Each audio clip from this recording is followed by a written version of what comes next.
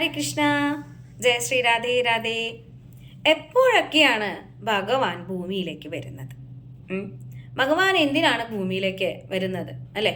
ഭഗവാന്റെ സൃഷ്ടിയാണ് ഈ പ്രപഞ്ചം മുഴുവൻ, നമുക്കറിയാം അല്ലെ. ഈ 7-14 ലോകം ഉൾക്കൊള്ളുന്ന ഒരു പ്രപഞ്ചം അല്ലെങ്കിൽ ഒരു ബ്രഹ്മാണ്ടം. ആ ബ്രഹ്മാണ്ടത്തിലേക്ക് ഭഗവാൻ എന്തിനാണ് വരുന്നത്? ഒരു പ്രാവശ്യം വരുള്ളൂ കേട്ടോ. ആ ദേവന്റെ ഒരു പകലില് എന്ന് പറയണ പോലെ ഭഗവാൻ വന്ന് പോകുന്നുണ്ട്. അപ്പൊ ഇതിനെല്ലാം സാക്ഷിയായിരിക്കുന്നത് ബ്രഹ്മദേവനാണ്. അപ്പൊ അങ്ങനെയുള്ള ഈ ഭഗവാൻ എന്തിനാണ് വരുന്നത്? എപ്പോഴൊക്കെയാണ് ഭഗവാൻ ഇവിടെ വരുന്നത്? ഒന്ന് നമുക്ക് നോക്കിയാലോ, എപ്പോഴൊക്കെയാ വരുന്നതെന്ന്. ഭഗവാൻ ഭഗവത്ഗീതയിൽ പറഞ്ഞിട്ടുണ്ട്. എന്താണ്? യഥാ യഥാ ഹി ധർമ്മസ്യ ഗ്ലാനിർഭവതി ഭാരത അഭ്യുത്ഥാനമധർമ്മസ്യ തദാത്മാനം സൃജാമ്യഹം അല്ലെ. പവിത്രാണ സാധൂനാം വിനാശായ ച ദുഷ്കൃതാം ധർമ്മ സംസ്ഥാപനാർത്ഥായ സംഭവാമി യുഗേ യുഗേ. യുഗാന്തരങ്ങളായിട്ട് ഞാനിവിടെ വന്നുകൊണ്ടിരിക്കുന്നുണ്ട്. എന്തിനാണ്? എപ്പോഴൊക്കെയാണോ ഇവിടെ ധർമ്മത്തിന് ച്യുതി സംഭവിക്കുന്നത്, നാശം സംഭവിക്കുന്നത്, അപ്പോൾ ആ ധർമ്മത്തിനെ പുനഃസ്ഥാപിക്കാനായിട്ട് ഭഗവാൻ ഇവിടെ വരും അല്ലെ. ധർമ്മത്തിനെ പുനഃസ്ഥാപിക്കുക മാത്രമല്ല ഭഗവാൻ ചെയ്യുന്നത്. എന്താ ഭഗവാൻ ചെയ്യുന്നുണ്ടല്ലോ ഒരു കാര്യം കൂടി. ഭഗവാന്റെ ഭക്തരെ അല്ലെ, എന്താണ്, പവിത്രന സാധുവിന, ഭഗവാന്റെ ഭക്തന്മാരെ സംരക്ഷിക്കുകയും കൂടെ ചെയ്യുന്നുണ്ട് അല്ലെ. അപ്പൊ ഈ ഒരു കാര്യത്തിന് വേണ്ടിയാണ് ഭഗവാൻ വരുന്നത്. ഇനി നമ്മൾ കേട്ടിട്ടുണ്ട് ഭഗവാൻ അവതാരമുണ്ട് അല്ലെ. അപ്പോ ഈ കൃഷ്ണൻ ഭഗവാൻ അവതാരമാണോ അവതാരിയാണോ? അവതാരമാണോ അവതാരിയാണോ? നമ്മൾ കേട്ടിട്ടുള്ളത് അവതാരം എന്നാണ് അല്ലെ. അത് ശരിയാണോ?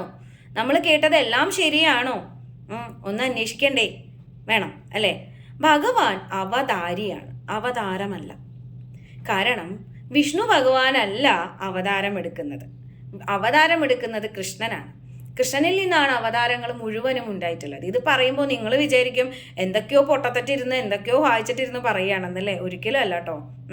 നമ്മുടെ കേരളത്തിലും ഒക്കെയാണ് കൂടുതലും ഭഗവാന്റെ ദശാവതാരം പ്രസക്തിയിലുള്ളത് അല്ലെ. ഭഗവാന് ദശാവതാരം അല്ല ഉള്ളത്. ഭഗവാന് ഭാഗവതത്തിൽ തന്നെ പറയുന്നുണ്ട് ഭഗവാന്റെ അനേക അവതാരങ്ങളെ കുറിച്ച്. ഭഗവാന് തിരമാലകൾ പോലെയാണ് അവതാരങ്ങൾ. തിരമാല എണ്ണാൻ നമുക്ക് സാധിക്കില്ല. അതേപോലെയാണ് ഭഗവാന്റെ അവതാരങ്ങളും. ഭഗവാൻ ഓരോരോ കാര്യങ്ങൾക്ക് വരുമ്പോൾ അത് അവതാരമായിട്ട് നമ്മൾ അറിയുന്നുണ്ട് അല്ലേ. പക്ഷേ ഭഗവാൻ അതീവ രഹസ്യമായിട്ടും അവതരിച്ചിട്ടുണ്ട്. ഈ കലിയുഗത്തിൽ ഭഗവാൻ അവതരിച്ചിട്ടുണ്ട്. നമ്മൾ എന്താ കേട്ടിരിക്കുന്നത്? കലിയുഗത്തിൽ ഭഗവാന്റെ അവതാരം കൽക്കി അവതാരം അല്ലേ. ആ കൽക്കി അവതാരം മാത്രമേ നമ്മൾ കേട്ടിട്ടുള്ളൂ അല്ലേ. എന്നാ ഭഗവാൻ ഒരു 500 വർഷം മുൻപ് ഭഗവാൻ ഇവിടെ വന്നു പോയിട്ടുണ്ട്. എന്തിനാ ഭഗവാൻ വന്നത്? ഞാൻ മുന്നത്തെ വീഡിയോയിൽ പറഞ്ഞിട്ടുണ്ട്, നിങ്ങൾ ശ്രദ്ധിച്ചിട്ടുണ്ടോ എന്ന് എനിക്കറിയില്ല. ഇവിടെ നമുക്ക് 5 തരത്തിലുള്ള സമ്പ്രദായങ്ങളുണ്ട്. അതിൽ ഗൗഡീയ വൈഷ്ണവ രീതിയാണ് ഞാനൊക്കെ ഉൾപ്പെടുന്ന ഞങ്ങൾ കുറച്ച് ആളുകൾ വിശ്വസിക്കുന്ന അല്ലെങ്കിൽ ആ ഒരു മാർഗം എന്ന് പറയുന്നത് ഗൗഡീയ വൈഷ്ണവ രീതിയാണ്. അതിൻ്റെ പ്രത്യേകത എന്താണെന്ന് വെച്ചാൽ രാധാറാണിയിലൂടെ ഭഗവാനിലേക്ക് എത്തുക. അതാണ് ആ ഗൗഡീയ വൈഷ്ണവ രീതി എന്നതുകൊണ്ട് ഉദ്ദേശിക്കുന്നത്. പല വൈഷ്ണവരെയും നിങ്ങൾ കണ്ടിട്ടുണ്ടാവും അല്ലെ. അപ്പോൾ ഈ ഗൗഡീയ വൈഷ്ണവ രീതിയുടെ പ്രത്യേകത എന്താന്ന് വെച്ചാൽ നമ്മൾ പലതിൻ്റെയും സോഴ്സ് അന്വേഷിച്ച് പോയാൽ പല സ്ഥലത്തും നമുക്ക് അവിടെ ആ ചങ്ങല മുറിഞ്ഞതായിട്ട് കാണാം. പക്ഷേ ഈ ഗൗഡീയ വൈഷ്ണവ രീതി അങ്ങനെയല്ല കേട്ടോ.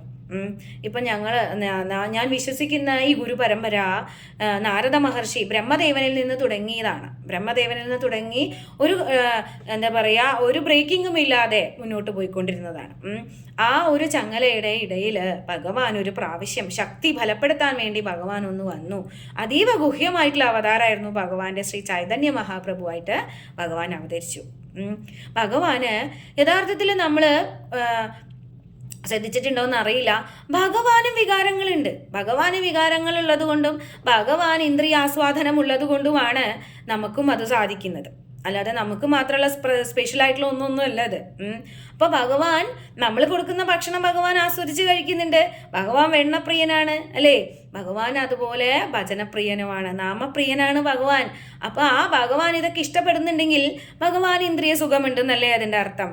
അപ്പം അങ്ങനെയുള്ള ഭഗവാന് അറിയാത്ത രസങ്ങളൊന്നുമില്ല. എല്ലാ രസങ്ങളും ഭഗവാൻ അറിയാട്ടോ. അപ്പോൾ ഭഗവാൻ ഒരിക്കൽ ഗോലോകത്തിൽ രാധാറാണിയോട് പറയാണ്, ഹേ രാധേ, എല്ലാ രസങ്ങളും ഞാൻ അറിഞ്ഞു, പക്ഷേ നീയും നാരദനും ഒക്കെ അനുഭവിച്ച ആ ഭക്തി രസം ഉണ്ടല്ലോ, അത് ഇതുവരെ എനിക്ക് അനുഭവിക്കാൻ സാധിച്ചിട്ടില്ല. ആ ഭക്തിരസം എങ്ങനെയാണ്? നിങ്ങൾ ഭക്തി കൊണ്ട് എന്തൊക്കെയാ കാട്ടിക്കൂട്ടിയിരിക്കണത് അല്ലേ? ഇതൊക്കെ ഞാൻ സാക്ഷിയാണ് കേട്ടോ. പക്ഷേ നിങ്ങൾ അനുഭവിച്ച ഈ സുഖം എന്താണെന്ന് എനിക്ക് മനസ്സിലായിട്ടില്ല. ഭക്തിരസം എന്താണെന്ന് എനിക്ക് മനസ്സിലായിട്ടില്ല രാധേ. അതുകൊണ്ട് ഞാൻ അടുത്ത അവതാരം എന്ത് ചെയ്യും? ഞാൻ ഭക്തിക്ക് മുൻതൂക്കം കൊടുത്തുകൊണ്ടുള്ള ഒരു അവതാരം ഞാൻ എടുക്കും എന്ന് ആര് പറഞ്ഞു? ഭഗവാൻ പറഞ്ഞു. അങ്ങനെ ഭഗവാൻ എടുത്ത ഒരു അവതാരാണ് ശ്രീ ചൈതന്യ മഹാപ്രഭുവായിട്ട്. അങ്ങനെ ഭഗവാൻ എങ്ങനെ വന്നു? രാധാറാണിയുടെ കളറിൽ വന്നു. രാധാറാണിയുടെ കളർ എന്ന് പറഞ്ഞാൽ ജ്വലിക്കുന്ന സ്വർണ്ണ നിറാണ്, തപ്ത കാഞ്ചന ഗൗരാംഗിയാണ്. അപ്പൊ അങ്ങനെ രാധാറാണിയുടെ കളറിൽ ഭഗവാൻ വന്നു അല്ലെ. ഭഗവാൻ എവിടെയാ വന്നത്? ഗൗഡദേശത്താണ് വന്നത്. ഗൗഡദേശം എന്ന് പറയുമ്പോൾ ഇപ്പൊ നമ്മുടെ പശ്ചിമ ബംഗാളാണ് കേട്ടോ. അങ്ങനെ അവിടെ ഭഗവാൻ ചൈതന്യ പ്രഭുവായിട്ട് അവതരിച്ചു. ഭഗവാന്റെ ധർമ്മോപദേശവും ആരംഭിച്ചു. അതിനെ എന്താണ് മധ്വഗൗഡീയ സമ്പ്രദായം എന്നാ പറയുക. അതിന് ഓൾറെഡി വേറൊരു പേരിലും പറയും, ബ്രഹ്മസമ്പ്രദായം എന്നും പറയും കേട്ടോ. അപ്പൊ ഇങ്ങനെ ഒരു സമ്പ്രദായം ഉണ്ട് എന്ന് ഞാൻ ജസ്റ്റ് പരിചയപ്പെടുത്തിയേ ഉള്ളൂ. അപ്പൊ ഭഗവാൻ 500 വർഷം മുൻപ് വന്നപ്പോൾ ഭഗവാൻ എന്താ ചെയ്യുക? നമുക്കറിയാം ഓരോ അവതാരത്തിനും ഓരോ ലക്ഷ്യമുണ്ട്. അപ്പൊ ഭഗവാൻ ഓരോ അവതാരത്തിൽ വരുമ്പോഴും ഭഗവാൻ ആയുധധാരിയായിട്ടാണ് വരിക. ഓരോരോ ആയുധങ്ങളും അല്ലെങ്കിൽ ഓരോരോ ആവശ്യങ്ങളായിട്ട്, ഓരോരോ നിഗ്രഹങ്ങളായിട്ട്, ഓരോരോ അസുര നിഗ്രഹം, അങ്ങനെ ഓരോ കാര്യങ്ങൾക്കായിട്ടാണ് ഭഗവാൻ വരിക. ഭഗവാൻ ചൈതന്യ മഹാപ്രഭുവായപ്പോൾ വന്നപ്പോൾ എന്തിനായിരുന്നു എന്ന് ചോദിച്ചാൽ ഭക്തി പ്രചരണമായിരുന്നു ഉദ്ദേശം. ഭക്തി പ്രചരണം അല്ലേ. കലിയുഗത്തില് ഭക്തി അല്ലാതെ വേറെ ഒന്നുകൊണ്ടും ഇവിടെയുള്ള ജീവാത്മാക്കൾക്ക് ശാന്തി ലഭിക്കില്ല അല്ലേ. ആ സത്യം ഭഗവാൻ അറിയാവുന്നത് കൊണ്ട് ഭഗവാൻ എന്ത് ചെയ്തു? മഹാമന്ത്രം നമുക്ക് ദാനമായിട്ട് തന്നു. അപ്പോൾ വന്നപ്പോൾ ഭഗവാൻ ഒന്നും കൊണ്ടുവന്നില്ല കേട്ടോ. ഭഗവാന്റെ കയ്യിൽ ഒന്നും തന്നെ ഉണ്ടായിരുന്നില്ല. ഭഗവാൻ എന്താ ചെയ്തത്? ഭക്തിയാണ് നമുക്ക് തന്നിട്ട് പോയത്. ആ ഭക്തി അല്ലെങ്കിൽ ആ മഹാമന്ത്രം ഹരേ കൃഷ്ണ കൃഷ്ണ കൃഷ്ണ ഹരേ ഹരേ, ഹരേ രാമ രാമ രാമ ഹരേ ഹരേ. ഇതാണ് മഹാമന്ത്രം. ഈ മഹാമന്ത്രം നമുക്ക് തന്നിട്ട് പോയി ഭഗവാൻ. ഈ മഹാമന്ത്രത്തിലൂടെയാണ് നാമജപ പ്രസ്ഥാനമായിട്ടുള്ള ഈ ഒരു സന്യാസ പരമ്പര മുന്നോട്ട് പോയിക്കൊണ്ടിരിക്കുന്നത് അല്ലേ. അപ്പൊ നിങ്ങൾക്കറിയാം ഈ കലിയുഗത്തില് നമ്മൾക്ക് ഏകരക്ഷ എന്ന് പറയുന്നത് ഹരിനാമ കീർത്തനമാണ്, ഭഗവാന്റെ മന്ത്രമാണ്. ഇനി പലർക്കും തോന്നാം ഈ നാമം നമ്മൾ ഇങ്ങനെയല്ലല്ലോ കേട്ടിരിക്കുന്നത്, ഞങ്ങൾ ആദ്യം ഹരേ രാമ എന്നാണ് ചൊല്ലിയാലോ, ഇങ്ങനെയല്ലല്ലോ ഞങ്ങൾ കേട്ടിരിക്കുന്നതെന്നൊക്കെ പലർക്കും തോന്നാം.